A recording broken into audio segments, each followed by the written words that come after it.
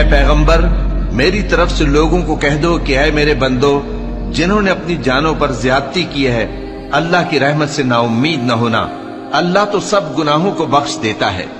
بے شک وہی تو ہے بڑا بخشنے والا بڑا مہربان۔ اور اس سے پہلے کہ تم پر عذاب آ واقع ہو اپنے پروردگار کی طرف رجوع کرو اور اس کے فرما بردار ہو جاؤ،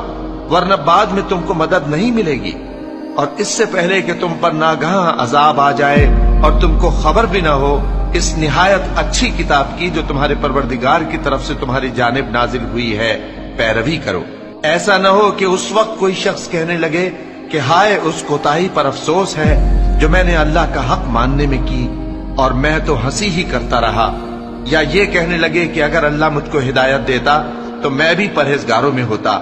یا جب عذاب دیکھ لے تو کہنے لگے کہ اگر مجھے پھر ایک دفعہ دنیا میں جانا ہو تو میں نیکوکاروں میں ہو جاؤں۔